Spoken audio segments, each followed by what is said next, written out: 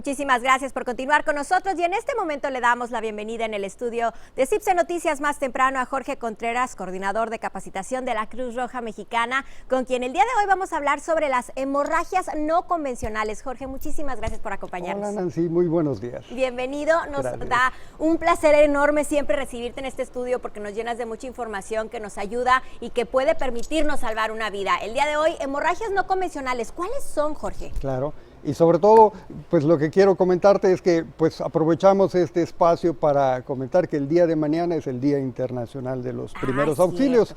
Entonces, pues un tema de primeros auxilios precisamente para celebrar, pues no es una celebración, es un momento de reflexión. Claro. ¿Cuáles son, Nancy?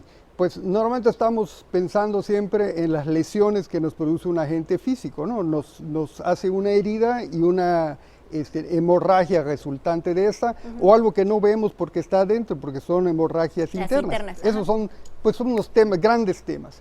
Pero hay muchas ocasiones en las que las hemorragias se hacen evidentes a través de nuestras cavidades naturales, ¿no? Nuestros oídos, nuestra boca,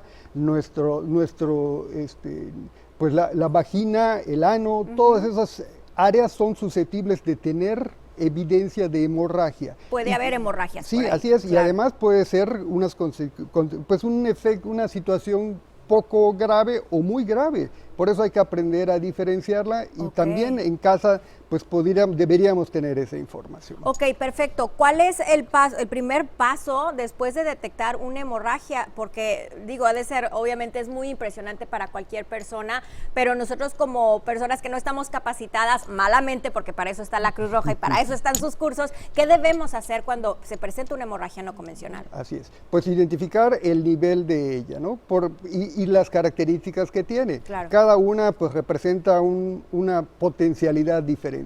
Si nosotros tenemos una hemorragia a nivel de la nariz, que es común. Pues, es muy común y pudiera ser algo no grave y normalmente no lo es, pues hay que saber cómo contenerla, ¿no? La recomendación en ese caso, Nancy, es oprimir en la parte pues carnosa en el área del puente de la nariz e inclinarnos hacia el frente.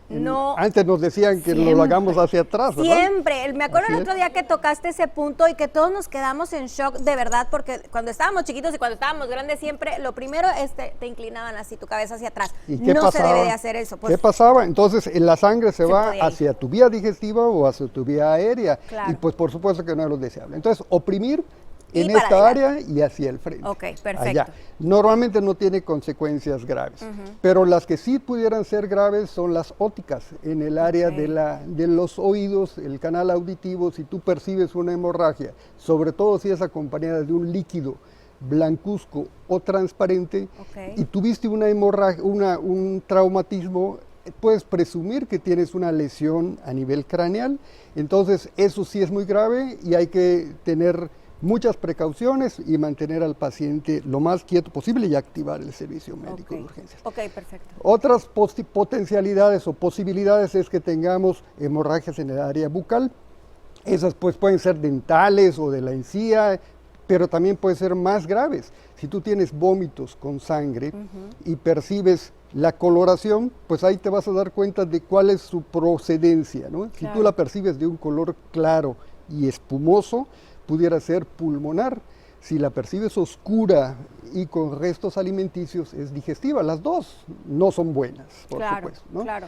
Y también otro tipo de hemorragias pudieran ser la vaginal, la anal, el tener heces con sangre o la pura sangre saliendo de esa área, pues tampoco es buena, ¿no? Y también la coloración te da elementos de su gravedad. Si es de un color normal, un rojo, pues en el área anal. Si es muy oscura, que se denomina melena, pues es mucho más grave, ¿no? Porque es una hemorragia en el tracto digestivo superior. Claro. ¿En qué hacer en esos casos, Nancy? Eso es lo importante, ¿no? Que enfaticemos cuál es nuestro actuar. Y el darle la importancia que se merece. Darle importancia, porque esas pudieran ser emergencias graves. Claro. ¿Qué es lo que debemos hacer? Identificar su gravedad a través de, oye, si hubo un traumatismo muy severo, si yo no la puedo controlar, Si yo tengo evidencia de lo que ya comentábamos ahorita, de la posibilidad de un traumatismo craneal o de una amenaza de aborto por una hemorragia en el área vaginal, por supuesto que debemos hablar al 911. Okay. Y hay algo que vale la pena enfatizar, Nancy. Sí. Las hemorragias ópticas y el vómito, pues por supuesto no las vamos a reprimir. Por cuestiones lógicas, no podemos detener un vómito. Claro. Y en el área óptica, pues la presión que se está liberando con esa hemorragia, pues no debemos impedir no que se debemos libere, regresarla, ¿no? Porque pues la presión interna no es nada bueno. Ok, perfecto. Entonces, lo primero es ponernos en contacto al 911 y si no nos es posible, pues obviamente decírselo a cualquier persona que esté a nuestro alrededor para que de favor también haga este anuncio a cualquier médico y ya nos pueda dirigir con quien debemos de ir. Así es. Y mientras tanto, pues hacer lo que sabemos hacer. Seguir tratando de controlar la hemorragia, verificar que la respiración no se interrumpa, si hubieran cuestiones de vómitos, canalizarla de la manera adecuada. Y una cosa muy importante, cuando alguien tiene hemorragias, su capacidad de regular la temperatura se deprime. Okay. Entonces, no es tu percepción, es la de tu paciente.